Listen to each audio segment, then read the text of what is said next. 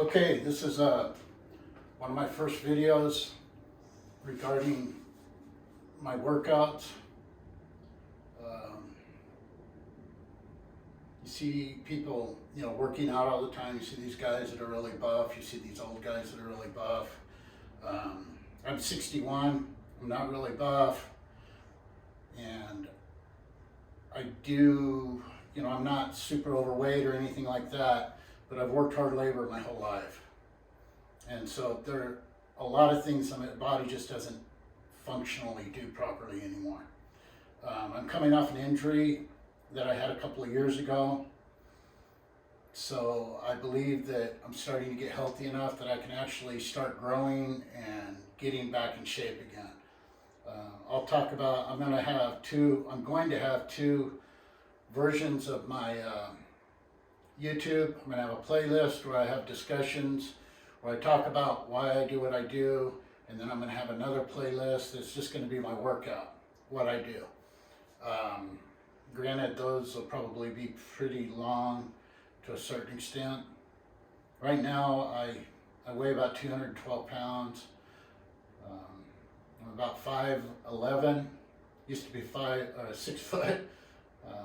I'm a retired bricklayer / block layer. In Arizona, we lay a lot more block than we do brick. And when you're laying 334 pound blocks a day, it takes its toll. So, in brief, I have a jacked up bone-to-bone AC joint. I have a torn meniscus, I believe, because it hurts sometimes, and then other times it's just fine. I have retrolisthesis in my spine. My neck is getting, the vertebrae up there are close, from x-rays. I don't know the details of a lot of these things. I've gone through prolotherapy, I've gone through platelet-rich therapy, I've gone to chiropractic, I've gone to physical therapy. I injured my back when I fell on the stairs. I didn't fall down. I was at the top of the stairs and I was wearing socks and I was running to catch the UPS guy, and my foot hit and my feet went up in the air. So my body was up in the air with my back going down. So my feet went up and my body landed flat on the treads on my back. And the doctor believes that I probably had torn some ligaments off my rib cage as it connected to my spine. For a long time I couldn't breathe right, I couldn't sleep right, just a lot of pain. I'll get into all that stuff more, but for now I'm just going to do a workout, and my workout right now is basically focusing on cardio and push-ups and my hips. I'm finding out that focusing in on my hips actually does more for my back than it does my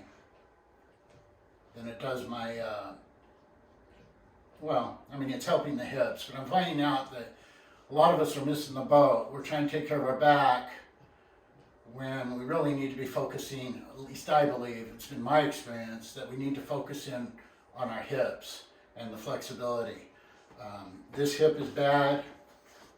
I get, I can't remember what it's called, plantar fasciitis on this foot, this shoulder. This is the side that I lay block with. I picked up the block, 34 pounds, 300 times a day, for basically, I was a foreman for a lot of years, but I started hard labor when I was 11 years old. I worked in a lawn mowing service, and I loaded trucks for an insulation company after school. So, but what I'm getting at is this left side is where I have my problems. My left side of my lower back, my left hip, my plantar fasciitis, my torn meniscus, everything. And when you work construction like I have, you start to understand the whole concept of structural integrity. So this left side of my body doesn't have structural integrity. So I'm trying to regain that. So being able to have an element of movement is really important to me.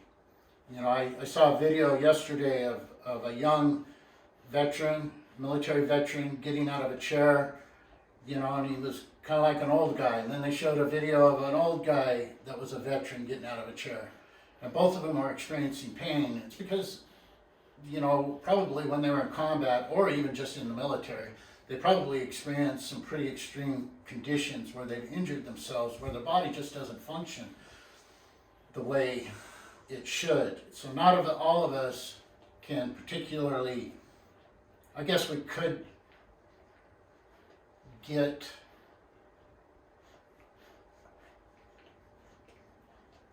cut or whatever, you know, or be in excellent shape, but I don't know that I'll ever be able to just, you know, run a 7-minute mile like I used to when I was younger. I just don't know that's possible. Down deep, I hope it's possible, and truthfully, that's what I'm working toward. You know, but range of motion is important, and doing nothing just seems to be, at least with a lot of my contemporaries, I see a lot of them, you know, doing nothing. You know, and doing nothing is going to put me in one of those little carts, you know, those little buddies where I'm, you know, not to put people down like that, but I'm hoping to offset that part of my life. So having said all that, and of course I'll get into all that stuff more in the playlist that's going to be about my discussions. So I'm going to get into my workout, which is basically 3 minutes elliptical, drop down, do 10 push-ups, 3 minutes elliptical, drop down, do 10 push-ups, 3 minutes elliptical, and then I do my hip exercises. And then I do some exercises that are going to look pretty weak to people when it comes to my shoulders, you know, because I'm not lifting heavy weights. Range of motion is my key. A year ago, I'm just rambling here, probably a year and a half ago, I could not do this. I get up to about here, and then I just kind of have to go like this. Now I do feel a bit of pain here, and this one too. And when I was, you know, when I lay on the ground and I tried to come up like this, I really struggle. So I'm trying to regain range of motion. For a while I was stretching really aggressively and I wasn't improving. I was probably hurting myself more, and the chiropractor kind of was trying to tell me, you need to just back off a little bit. And so now I believe I can start hitting it harder again, because I believe this whole area of my back where my ribs were kind of pulled away from my spine have healed, because I can roll around in bed now when I sleep. So I'm kind of hoping I can hit a growth spurt, so to speak. So having said that, again, like I said, I'm kind of rambling here. I'm going to get with my workout. So here we go.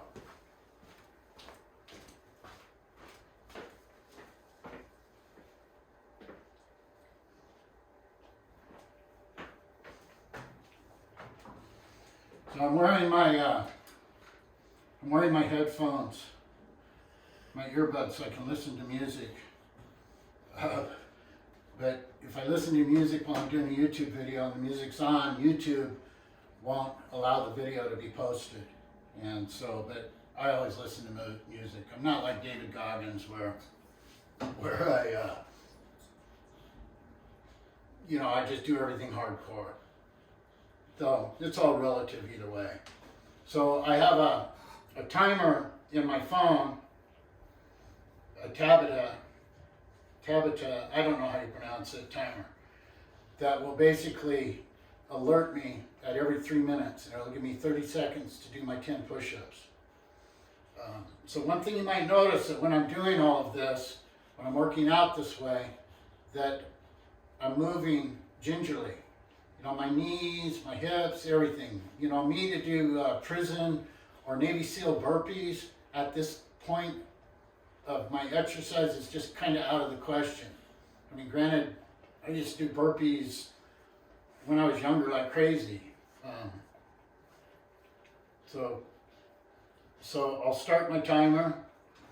So it's going, and then I go ahead and start the machine, and I get my music going, and I have at it.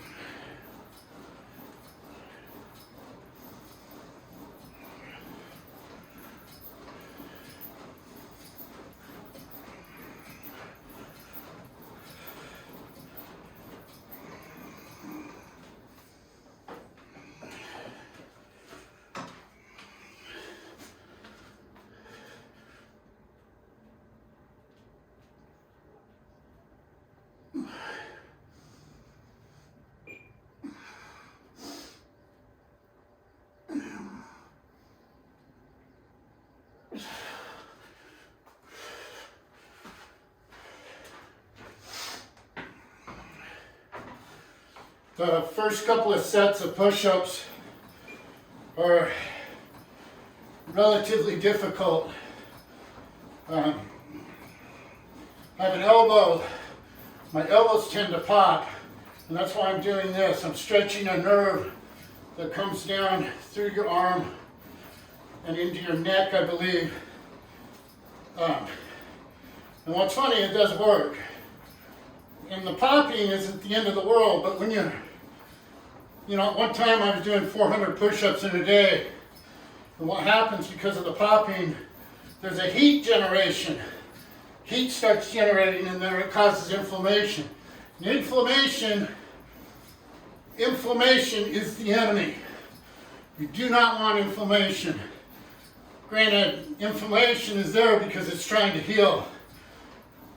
So, I guess it's kind of a two-edged sword.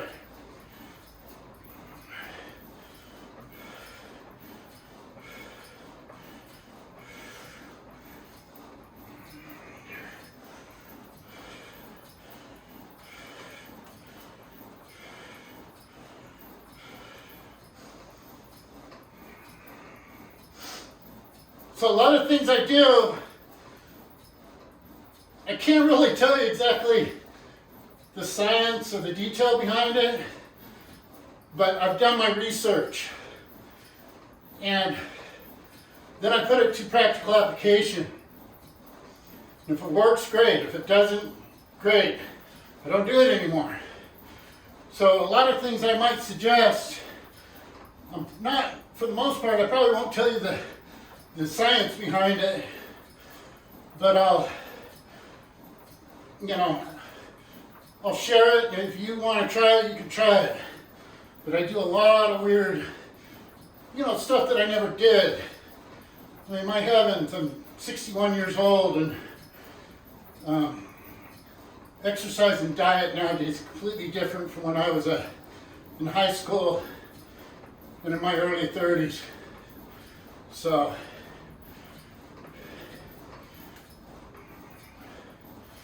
but I really try to breathe. One thing I try to do is breathe through my nose. And I never realized it, but breathing through your nose really affects the posture of your face, especially in your youth, how your chin and your mouth form. But they're finding out that breathing through your nose is really significant, which makes sense to me. I think people have always joked about mouth breathers, and I guess maybe I have been a mouth breather.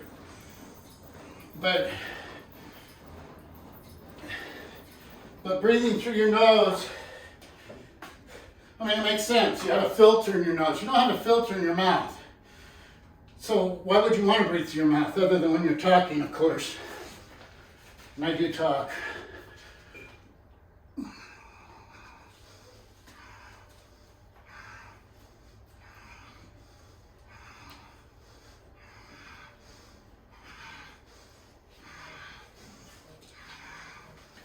Kind of funny. One thing I'm realizing while I'm working out by videotaping this and posting it is I'm having to be accountable. So I'm talking about breathing through the nose, so now I'm paying more attention to it. So maybe it's an ego thing.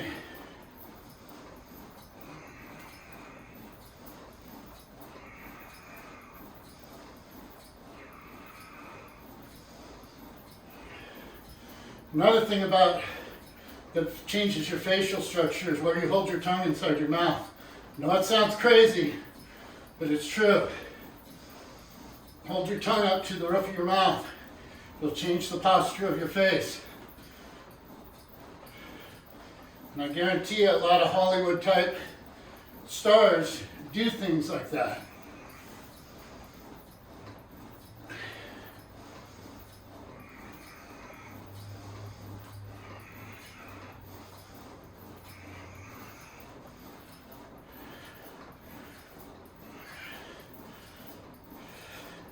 The reason I don't grab the arm things is because I'm doing push-ups.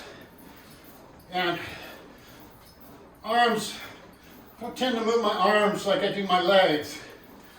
So I don't want my arms to be as much part of my aerobic workout. Because your arms are, especially when I sculpt, if I do too much on my arms, when I go to sculpting, my hand tremors are exacerbated. But I may get back to doing the arm things on this at some point. But right now, my arms and my chest, it's my push-ups.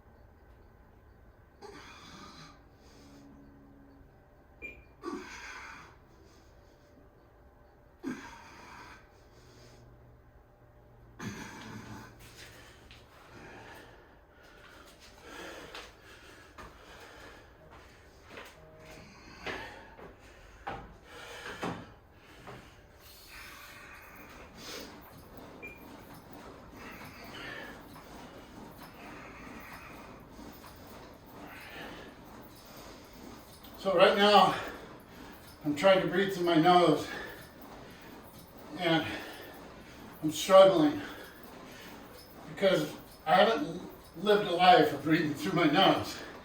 You watch most athletes, they're huffing and puffing from their mouth. But a lot of the extreme, the professional athletes are changing towards breathing through their nose because of the research that's been done.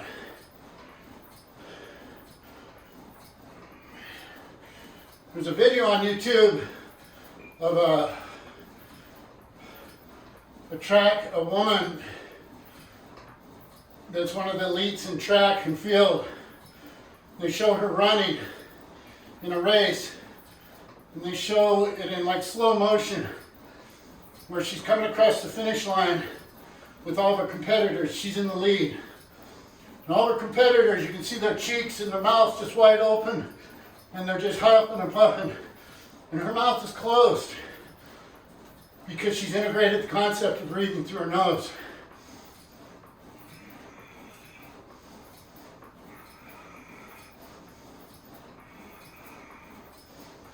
And she won the race.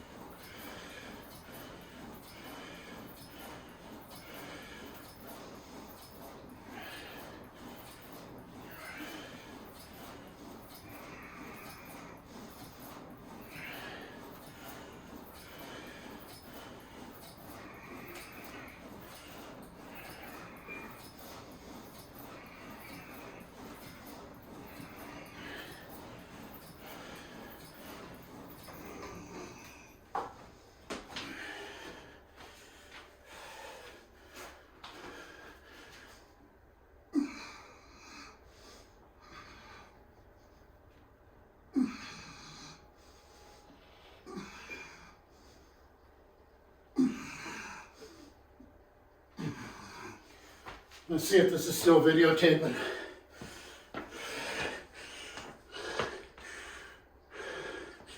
Yep.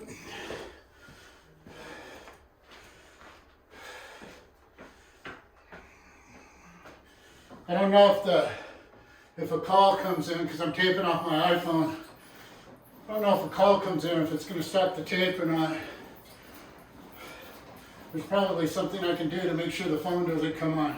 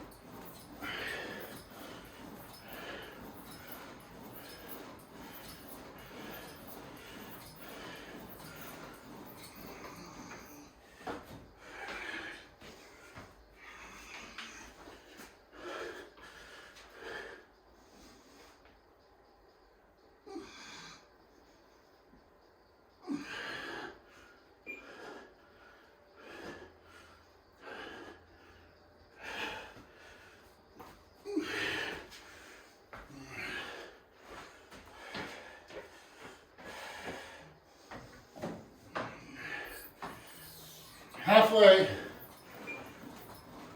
least halfway on the elliptical push-ups. Then I do my stretching.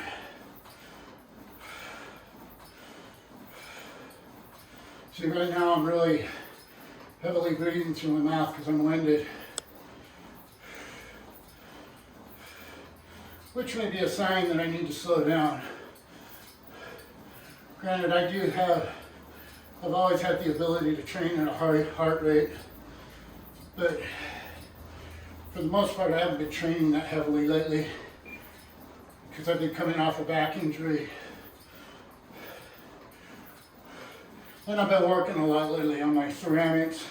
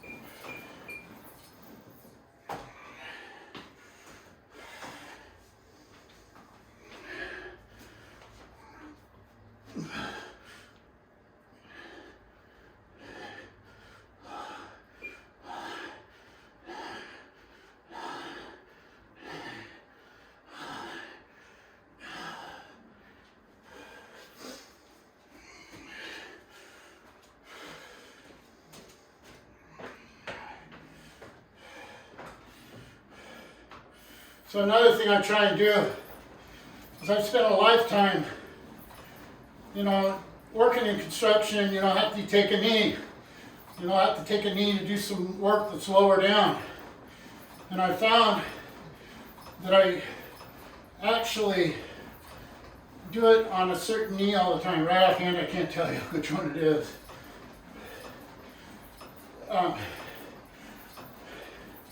Because I haven't been focusing on that. But trying to change things up. Like for instance, my wife and I will switch sides of the bed so that I'm not always getting up on the right side of the bed. We're switching it up so that the body, gets some different preferences. But when you're talking about basically, I've done 40 years of hard labor, and 40 years of having to take a knee. I'm constantly doing it on the same knee. And I'm sure that's why my left hip is more jacked. Just like my left shoulder and elbow are jacked from picking up those blocks 300 times a day, for for a good, well, let's say 20 secure years, because I was a foreman. Some days I did lay block.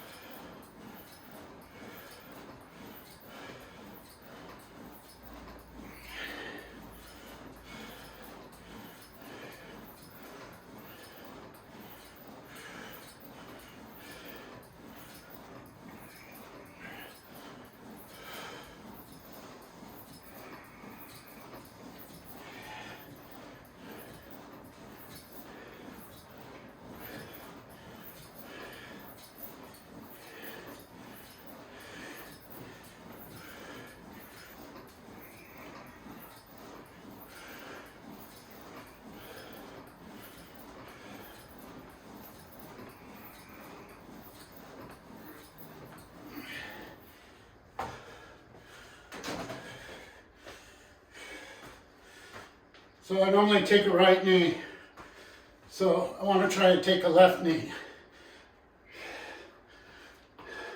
Change it up. And it's weird because when you change it up, it doesn't feel natural.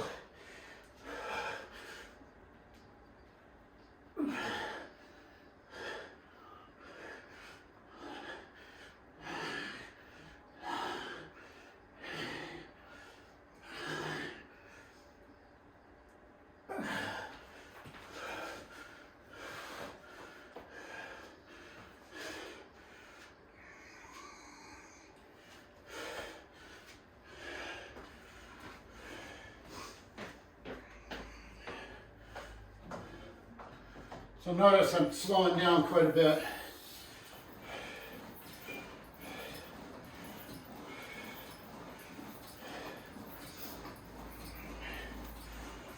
And part of why I do what I do is, number one, I've got a gym membership. When COVID hit, it's like I got to do something. And I had a stationary bike, but I think sitting on the seat was screwing me up. So I got the elliptical. You know, and this is a room of the house we rarely use. But if we do, if we're gonna have guests or something for a big party, everything goes into the guest bedroom and the mats all get picked up, everything gets put away, pictures get hung. So, but the other aspect of going to a gym, I feel like I always have to shower before I go, because there's nothing worse than working out at the gym and somebody who has body odor, which is totally exacerbated by the sweat of working out. So, number one, you gotta get dressed a certain way, you gotta clean up, at least I do. You know, you check in, then if the machine's available, great, if not, you gotta change things up. You know, you got the drive time to and from. And either you shower there or you shower here, which showering at home makes more sense because I've cooled off enough that I don't sweat as soon as I get out of the shower. This is just waste time. You know, so I try to integrate, you know, military type exercises, you know. So if you can tell, I'm breathing quite a bit heavier. But if I'm correct, I've only got 30 more push-ups to do, which is about 9 more minutes.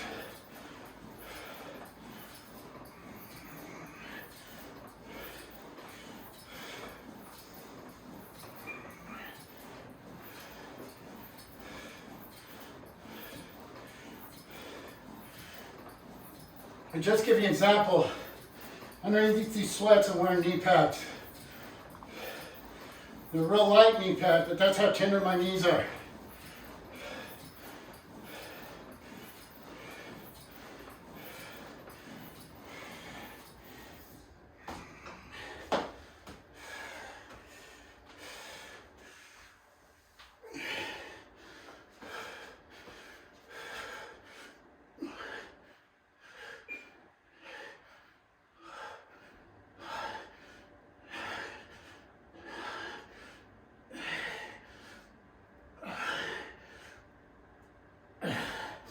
I guess you could say I'm jealous of all the old buff guys. And a lot of times I go look at their profiles, and some of these old buff guys are guys that physical exercise and sports weren't even a part of their lives. You know, it's like my dad. He was running full marathons till age 76. He got to carry the Olympic torch in the 2002 Olympics in Salt Lake. But what I'm getting at is he was a crane operator. He set the cab of a crane and pushed levers with his feet and his hands. Granted, it's a little bit more intense than it is now. Now it's like some of these cranes are set up like a video game. And yeah, he did have a lot of stress. And I'm jealous of him because I wish I could do that. And don't get me wrong, one of my bucket list things is to run a full marathon. The longest I've ever ran is 17 miles. That was back in the day. I was about 28, 29. I actually have a picture of myself on my Instagram page of when I was running a triathlon. But you know, I mean, I was doing that while I was laying block every day. So what I'm getting at is some of those old guys and women have beat up bodies. And range of motion and simplifying things are extremely important. Not just important so that you look good, but important so you have quality of life. I mean, I have a buddy that lost a bunch of weight, and now he's gained like 40 pounds again. And it's like, you know, let me put a rucksack on your back when you were 40 pounds lighter. Let me put that rucksack on your back and put 40 pounds of brick in there. You carry that around 24/7. You know, I mean, how much more logic do we need? So, I'm screwing around here. I'm gonna have 5 minutes.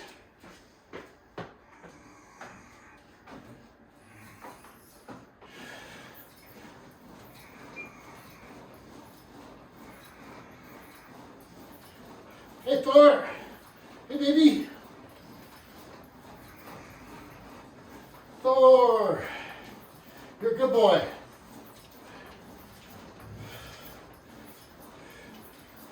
President. Good girl. Bodie. Hey bud. Been rolling in the grass, haven't you?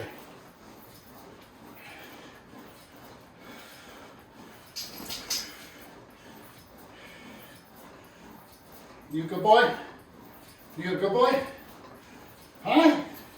Yeah.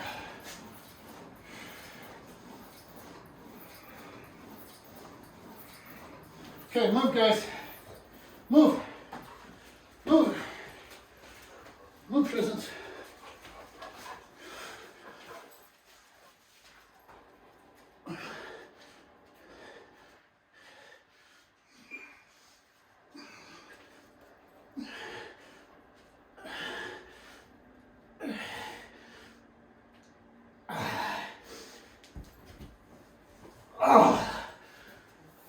So yeah, it's getting me.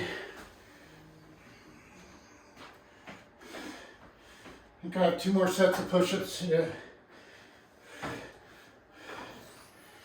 So this is kind of crazy, because if I wasn't videotaping this, I probably would have stopped on that run.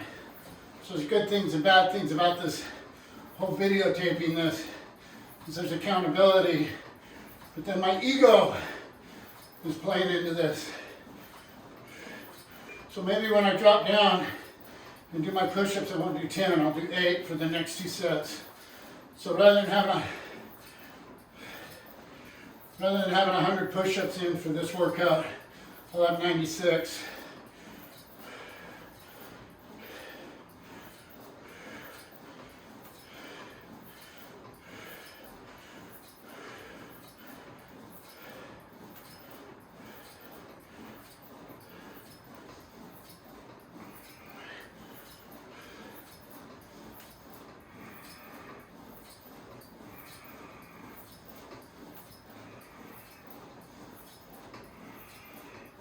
So I'm going to number my videos 1, 2. I'll call them day 1, day 2, but it's not particularly one day after another.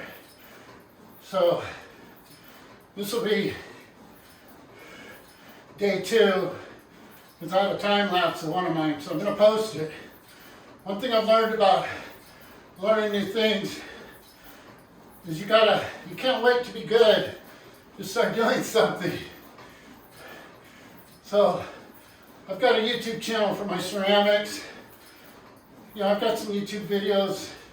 I mean, I've got like 12 email addresses. So I've got YouTube videos of me laying block, YouTube videos of my dogs. My primary YouTube channel is my ceramic channel, which I think I have like 65 followers. But I'm getting better at doing it.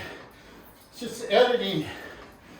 I need to learn how to edit more. It's like I'd love to hook up with a young man or young woman that could, you know, maybe we could trade or something. I could teach him or her how to do ceramics. They help me learn how to edit, because I have Photoshop. I have Photoshop, like Office 365. I have the Photoshop version of that. I have it on my iPhone, my Android, my Surface book. You know, but I don't know how to use it all. I mean, but I still show up and do something with it. You know, I don't say, oh, I don't know how to do it, I'm going to look like a fool. You know, to me the fool is the one who doesn't step into the fray. You know, it's like that saying, the first one from the movie Moneyball. First one through the door always gets bloody. You know, and for me, you know, I'm not the first one through the door, but for me, in my experience with video, that's my first move through the door. And it kind of looks silly. Oh, I only have one set to do. So here we go, 10 more. I've got 100.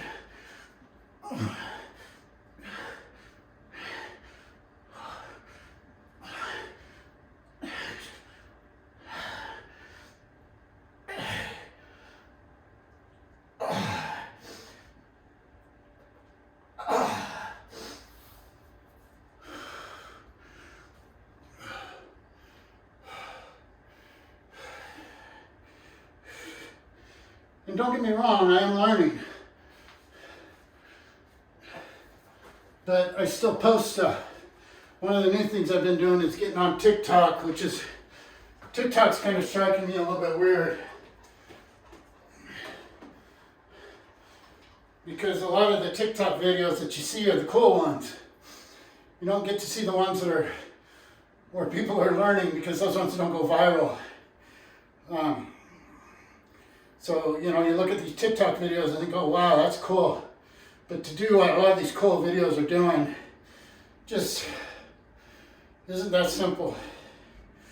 Okay, so I have my video.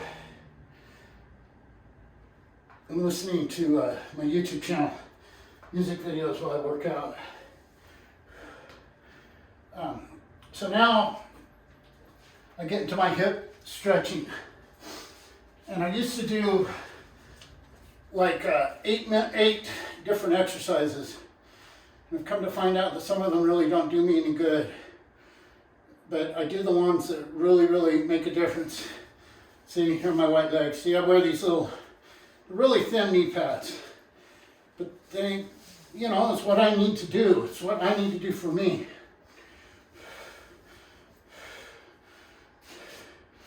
You know, because I'm not a young cub anymore.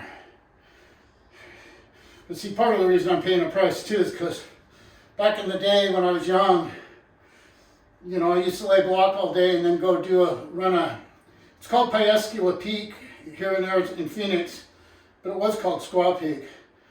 But in the middle of summer, I'd lay block all day, get on my bike, ride 16 miles to Piescula Peak. I'd run up it and down it. I could go up and down it in 30 minutes, and I'd turn around and do it again. And I did it in those Vietnam jungle boots, those canvas and leather lightweight boots, you know, and then I'd ride my bike 16 miles home. And doing things to that extent is a form of abuse. And that's part of why I'm paying for this too. Because it wasn't just laying block. I was working out hardcore. And I was in the military. And, you know, and we did some majorly extreme things in there. So I first start off with a stretch of my hips where I basically put one foot up here and I take my hand and I push this knee out. And one thing I'm forgetting is I have this sock, I have about 4 socks here balled up, and I put it underneath my back, my upper back, so it forces my head, so it forces my neck to be arched down, because that's one of the problems I have.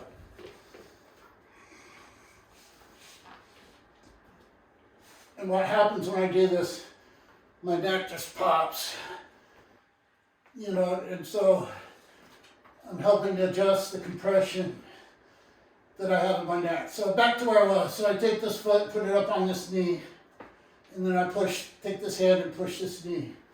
And I do it about 30 times. The guy I learned it from, you know, 15 times each side. And see, this side's really, really easy to do it on. But it still feels a stretch.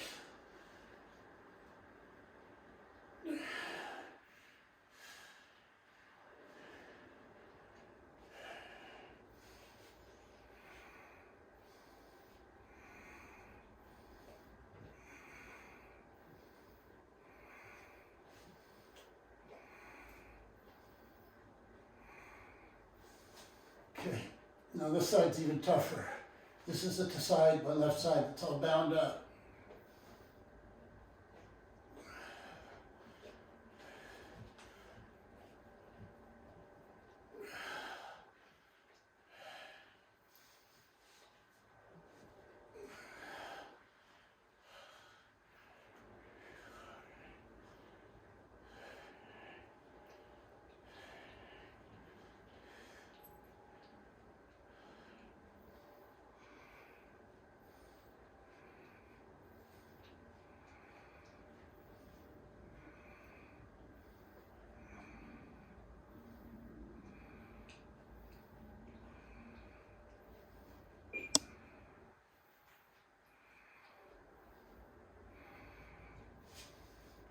Okay, the next one I do is I take this foot and then I take this foot and I put it over and then I kind of angle it toward this side.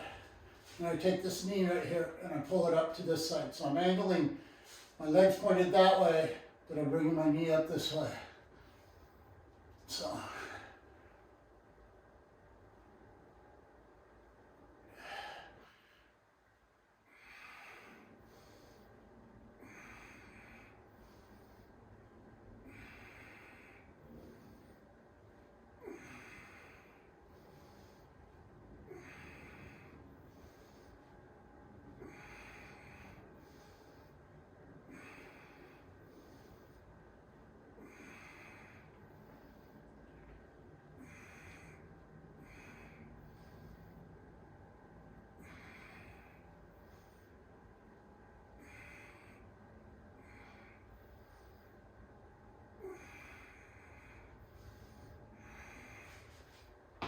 And again, why I do these is because I found results from doing these. I've done a ton different type things. And it's just essentially, these are the ones that seem to put my pain at bay. So, and put this foot out, angle the knee in, bring this leg over, and bring this knee to my chest, as close as I can. I do about 30 of them. So again, this side's bound up. I mean, we're talking 40 years. You know, and one thing that my generation, at least for the most part, we didn't focus in on stretching. Go watch David Goggins, and stretching has become, I get the impression from him, that's become one of his primary things that he does every day is stretching. But and I was for a while, was stretching like 2 hours a day, and I wasn't getting better. But see, he's 20 years younger than me. Granted, the guy's a beast.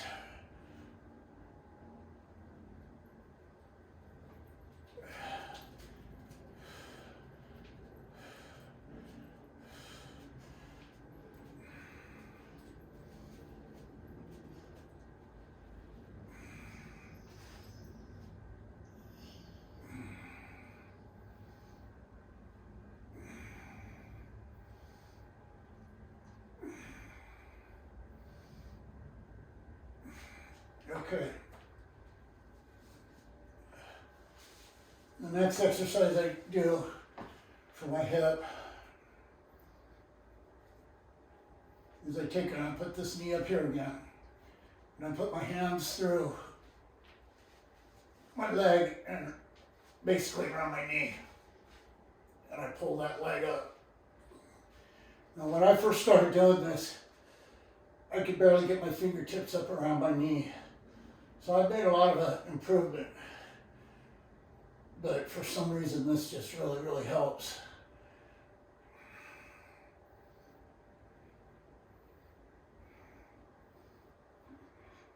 I'm basically trying to pull my knee to my chest. Either knee for that matter. And it really hurts. This one, it doesn't hurt in a bad way, but it's just not comfortable.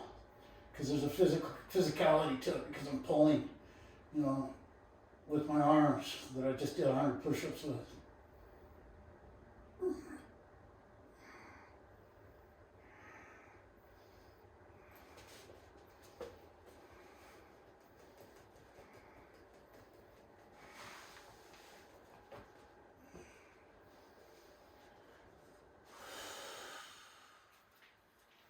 Okay, and then I do the other side.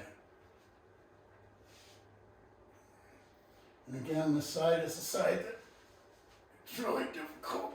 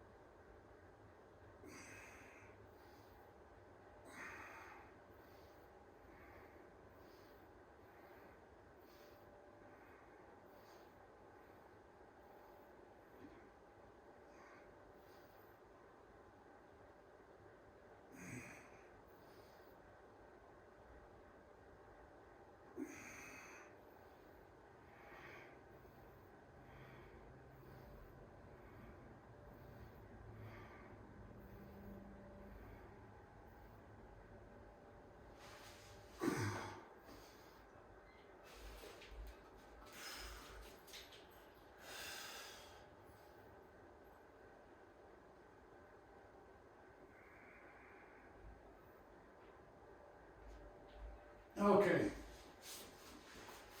So one of the next things I do, and to be honest with you, I can't tell you what this thing is called. I made my own. But basically you lay on it and it stretches these muscles that are inside, back behind your abdomen. And again, I do these because it seems like this routine that I've established is what's solving the pain that I have in my back. And the pain that I have in my back was to the extent that I couldn't sit down for any duration, hurt to walk. Matter of fact, the first time I went in to get treatment for it, I could barely walk in. And after the treatment, it caused an element of trauma to it that I literally had to stand up against the wall because I needed something to brace against. Well, everything relaxed again, and then I barely walked to my car. So I was pretty messed up. However, that's not the first time I've been messed up. Being a block layer, I've had my back messed up many times. When I was 28 years old, I hurt my back so bad that a chiropractor said, if I don't quit doing what I'm doing, someday they're going to haul you in here on a piece of plywood. No, that was 33 years ago. So, don't believe everything you're told. So basically I lay on this, and right in this area of where my hips and my abdomen kind of come together, and I just relax over it.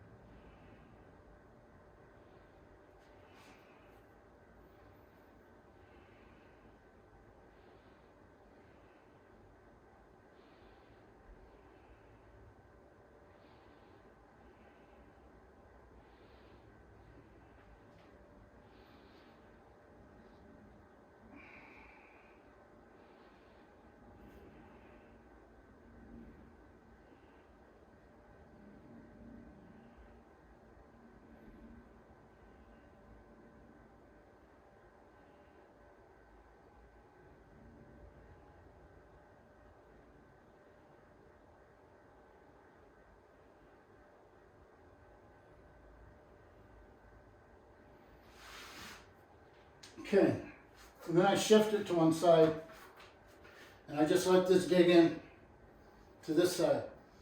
Now this is something, this is something you can buy on Amazon. I made my own. I basically took the picture, and they had dimensions of what size it was, so I was able to establish a scale and create my own. It's made of basically a bunch of pieces of plywood screwed together and then sand it off. So now I'm going to focus this one side on this side, so it'll dig in a little bit deeper. Hey, Boats. Hey, baby. Hey, boy.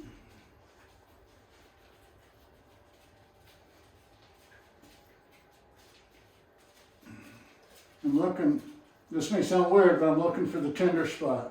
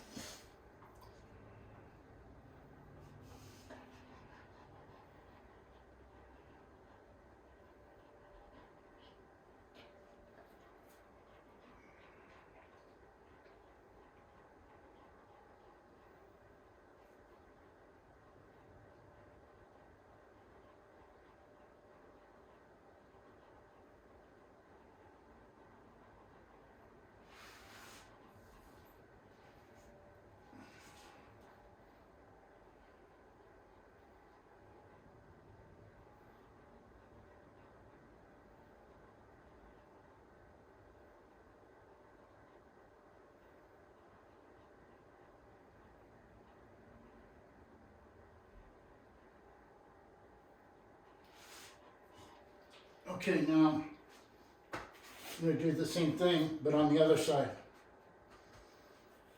So I'm basically going on the side of my abdomen area. And you can, go to YouTube and do a search for hip stretching. I'll try and figure out what this is working, but I learned how to learn something and I stick with it. It's like me being a bricklayer and a block layer.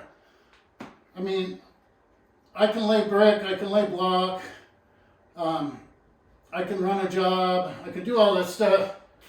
But to really tell you how the block and the brick is made, and what kind of stuff it has in it, and it's just unimportant to me. Does it work? Is it a good material? It's just like this. Does it work? I don't need to know every detail about it.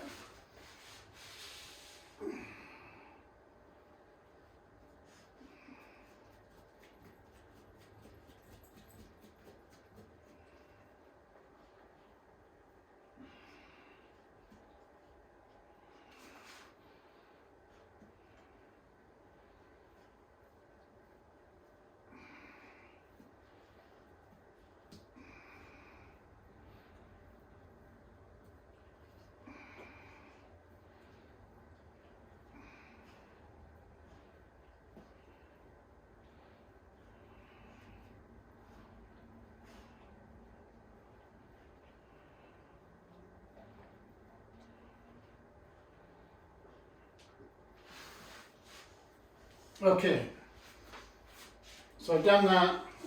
Now I'm going to do a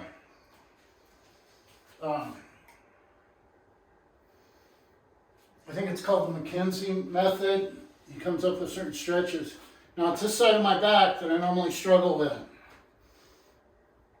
So I essentially lean this shoulder on this wall here. And I take my legs as far as I can, and then I take that hip and I'm bringing it against that wall. Now the first time I did this, my back literally popped. My hip literally popped. I mean, I could physically feel it and I could hear it. But basically, I think what's happening in my spine is this side of my spine, everything's a lot tighter, where things on that side of my spine are a little bit looser. So by stretching, by leaning in here, it's causing that some space. And one thing about, space, it allows blood to get in there. And blood can get in there, the blood can start healing and possibly forming tissue. And that's part of why, like I have one of those hand massagers, and if I'm in a lot of stress, I'll just massage it, because the element of massage is generating blood flow, and blood flow heals. And that's part of why sometimes when you're inflamed, when you have inflammation, the blood's not flowing, so things aren't healing as much. But the inflammation is such that it prevents you from doing the activity in the first place. So there's a reason for inflammation.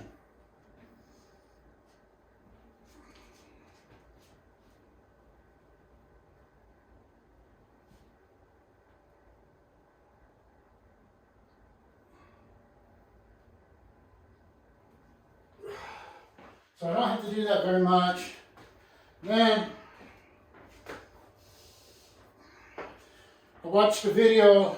See, most of the stuff I learned from YouTube, where a guy basically says anybody that has back problems should do this every day.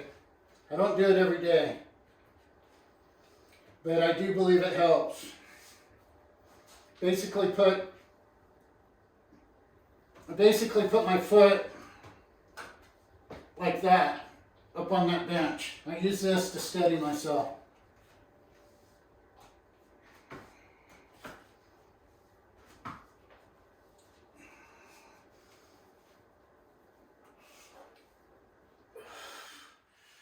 And then I try to get as vertical as I can with my upper torso. Just stretch this.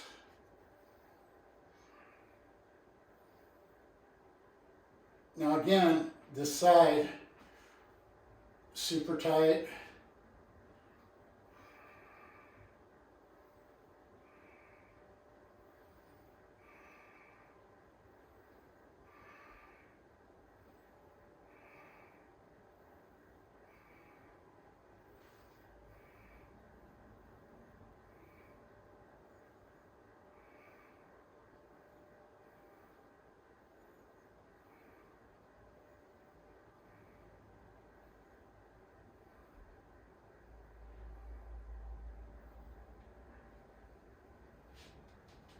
And then I do that on the other side.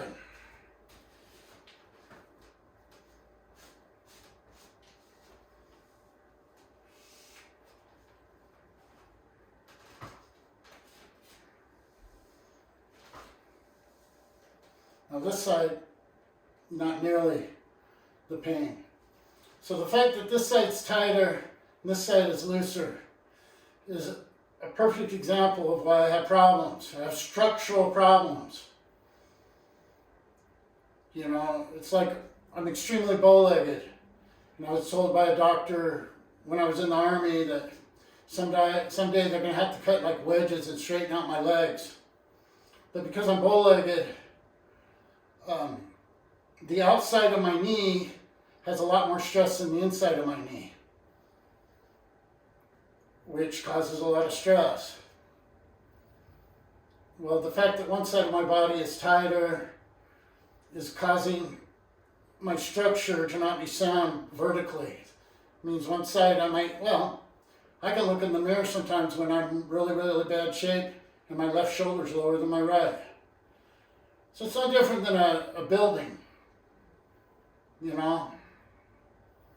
You build a building out of plumb, you know, you're going to get cracks that are going to start showing up because the weight isn't distributed evenly. It's just wild. I'm completely comfortable in this position here. Do it on this side, different story. But you know, I just got to keep on showing up, showing up. When I first started doing this, I could barely do it. So I am improving. Okay, all this stuff is to solve the problems with my lower back, but the majority of it has to do with my hips. So the next thing I do, see, eventually I want to start integrating, you know, abdomens like planking and crunches, but I want to hold off on that yet because I'm actually starting to feel like all my injuries that I had in the past are starting to heal themselves, so I don't want to overdo it. And the way I will start doing crunches and things like this are just going to be really weird. They're nothing traditional. So the next exercise I do is I basically take, and I don't do like this. Believe it or not, that actually hurts my shoulder, but I'm more worried about this right now. I'm not worried about my shoulders. And I just bring up one leg. So I'll try and do like 20 to 30 of those each side.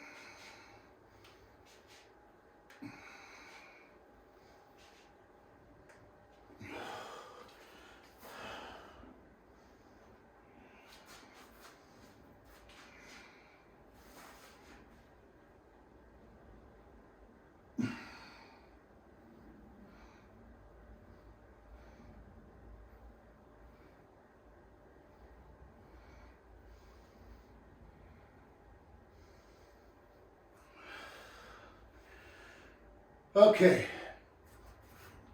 now the next thing I do is I do squats. And what I kind of have to laugh because you always see in these videos of people, you know, with the dumbbell, with the barbell up on their shoulders, you know, and they're squatting all this weight. Well, it's hard enough for me to squat. I don't need weight, but it comes back to range of motion. You know, some of us have got bodies that just because of wear and tear just don't function the same. You know, so one thing I've learned is that in the West, in Western society, you know, we don't squat. You go watch people in Asia and that, and in Mexico, you know, other countries where they're working in a field, or they're just working, or they're just relaxing. and they're in a squatted position. And come to find out, after doing research, the way we in America, Western society, sit in chairs is really, really unhealthy. So every morning when I get up, before I brush my teeth, before I wash my face and comb my hair, I sit in front of the mirror and I hold the edge of the sink and I squat down, up and down 10 times. Every morning. Because it's interacting with my hips. Basically everything's working off the center section. This is such a key area that gets ignored, our hips. So I basically just come down and I go up. And I'm not looking to go up and back and forth really fast. I'm just basically looking almost to come down into this position and rest in it.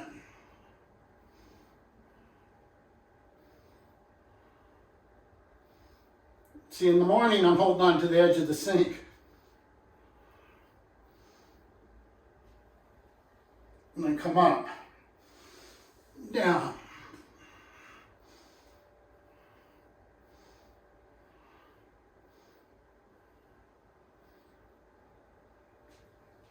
Up, down.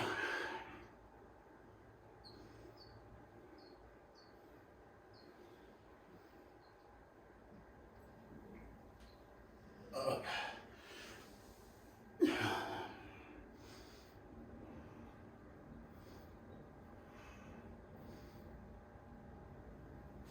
Okay. So another thing I do, now again, maybe I'm showing how egotistical I am, but back in the day I used to lift some pretty heavy weight, and now I just want to maintain range of motion. So I'll basically take a couple of dumbbells, and I essentially try to kill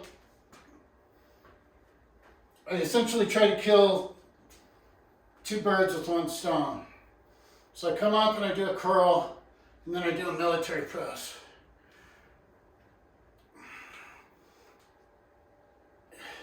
Now when you've got jacked up shoulders, this hurts, but I'm maintaining range of motion. It's not a lot of weight.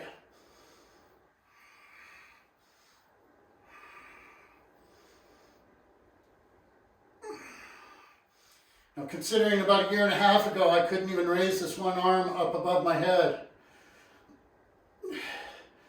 And that's the miracle of prolotherapy and platelet-rich therapy.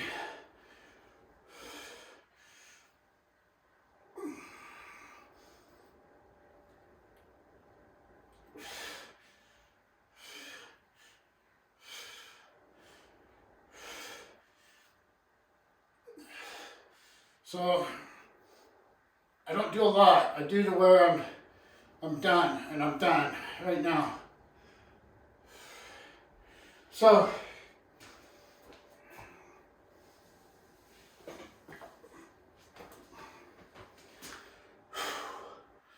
there's my first workout. Well, actually number 2. Maybe I don't need 2 playlists, because I yammered the whole time. So, there you go. Take it easy.